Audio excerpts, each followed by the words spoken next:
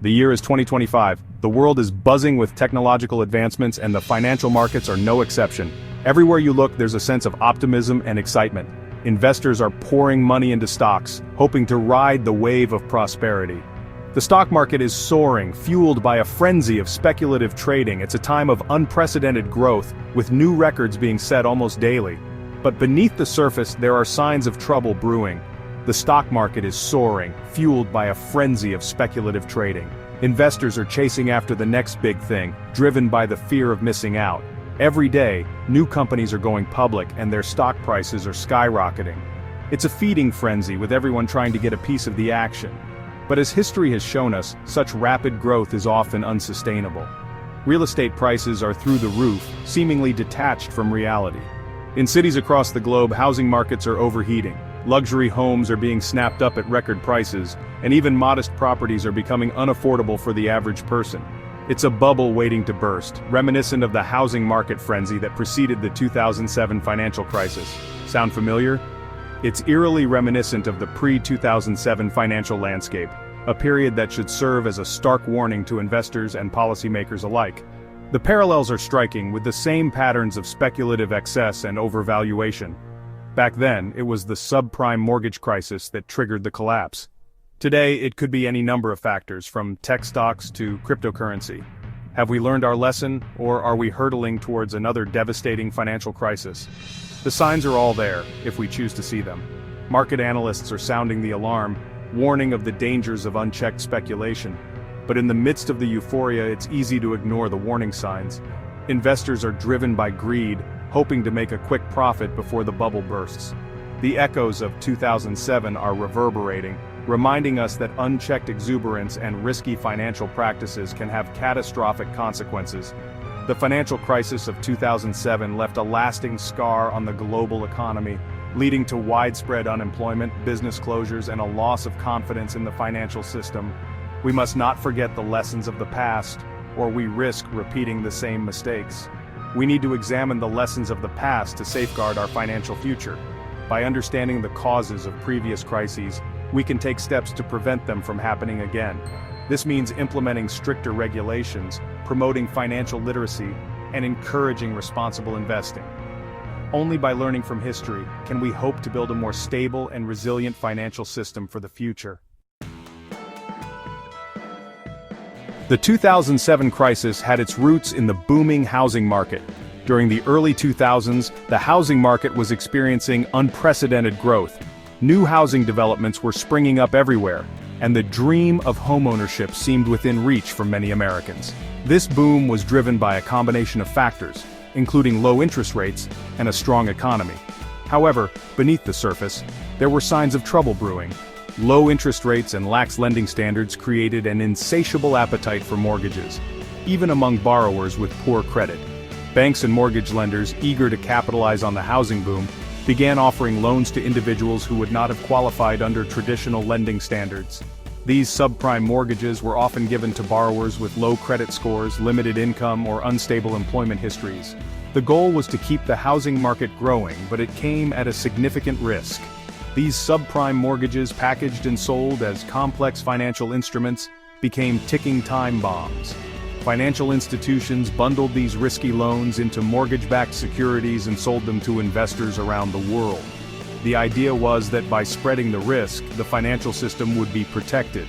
However, the complexity of these instruments made it difficult to assess their true risk, and many investors were unaware of the dangers lurking within their portfolios. As housing prices climbed higher, fueled by this speculative frenzy, borrowers were enticed to take on even more debt, using their homes as ATMs. Homeowners saw the value of their properties skyrocket and were encouraged to refinance their mortgages or take out home equity loans. This allowed them to access cash for spending, further driving economic growth. However, this also meant that many homeowners were taking on more debt than they could realistically afford to repay. But the foundation was crumbling. The housing market's rapid growth was unsustainable, and the cracks began to show. As more and more borrowers defaulted on their loans, the true extent of the risk became apparent. Foreclosures increased, and the once booming housing market started to collapse. The impact was felt not just by homeowners but by the entire financial system. When interest rates rose and the housing bubble burst, defaults skyrocketed, sending shockwaves through the financial system. The collapse of the housing market led to a cascade of financial failures, as banks and investors faced massive losses. The crisis spread beyond the housing market, affecting the broader economy and leading to a severe recession. The 2007 financial crisis serves as a stark reminder of the dangers of unchecked speculation and the importance of responsible lending practices. The crisis was exacerbated by deregulation in the financial industry. The repeal of the Glass-Steagall Act, which once separated commercial and investment banking, allowed institutions to take on greater risks. Financial institutions, flush with cash from mortgage-backed securities, engaged in reckless lending practices, leveraging themselves to the hilt. When the housing bubble burst, these institutions found themselves overexposed and woefully undercapitalized. The collapse of Lehman Brothers in 2008 triggered a domino effect, pushing the global financial system to the brink. Faced with a financial meltdown, governments around the world scrambled to intervene. The U.S. government implemented the Troubled Asset Relief Program, injecting billions of dollars into struggling banks and financial institutions. The Federal Reserve slashed interest rates to near zero, providing liquidity to the financial system. These measures, while controversial, helped to avert a complete collapse. However, the long-term consequences of these actions, including soaring national debt and moral hazard, are still being debated today. Section 5. Global Contagion. When America sneezes, the world catches a cold. The 2007 financial crisis was not just an American crisis, it was a global crisis. The collapse of major financial institutions in the United States sent shockwaves through the global economy. Stock markets around the world plummeted, and the ripple effects were felt in every corner of the globe. The crisis exposed the vulnerabilities of the interconnected global financial system.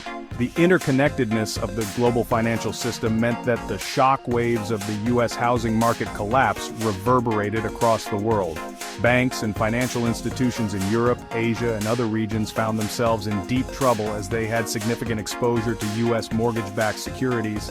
The crisis highlighted how deeply intertwined the global financial markets had become. European banks, heavily invested in U.S. mortgage-backed securities, suffered massive losses. The financial turmoil led to a severe credit crunch, making it difficult for businesses and consumers to obtain loans. This, in turn, resulted in a sharp economic downturn in many European countries, with rising unemployment and declining economic output. Emerging markets, dependent on exports to developed economies, saw demand plummet. Countries that relied heavily on exporting goods to the United States and Europe experienced a significant drop in orders. Factories closed, workers were laid off, and economic growth slowed dramatically. The crisis underscored the vulnerability of emerging markets to economic fluctuations in developed nations. The crisis highlighted the fragility of the global financial system and the need for greater international cooperation and regulation. In the aftermath, world leaders and financial experts convened to discuss ways to prevent such a catastrophe from happening again. New regulations were introduced to increase transparency and reduce risk in the financial markets. The crisis served as a stark reminder of the importance of global economic stability and the need for coordinated efforts to maintain it. Section 6. Storm clouds gathering, recognizing the warning signs. Are we on the cusp of another financial crisis? While predicting the future of the market is a fool's errand, there are some ominous signs that warrant attention. Asset bubbles, fueled by easy money and speculative fervor, are inflating in various sectors. Household debt is rising rapidly, and cracks are appearing in the corporate debt market. Geopolitical instability and trade wars are adding to the uncertainty. Ignoring these warning signs could be disastrous. Section 7. Weathering the storm. Strategies for investor survival. Navigating a financial crisis requires a combination of prudence and preparation. Diversification, the cornerstone of any sound investment strategy, is more critical than ever. Investors should avoid putting all their eggs in one basket, spreading their investments across different asset classes, sectors, and geographic regions. Investing in recession-resistant industries, such as healthcare, consumer staples, and utilities, can provide a buffer against market downturns. Section 8. Lessons from the Rubble. Avoiding another 2007. The 2007 financial crisis taught us some invaluable lessons. First, there is no substitute for sound financial education. Investors need to understand the risks and rewards of different investment products and strategies. Second, excessive leverage is a recipe for disaster.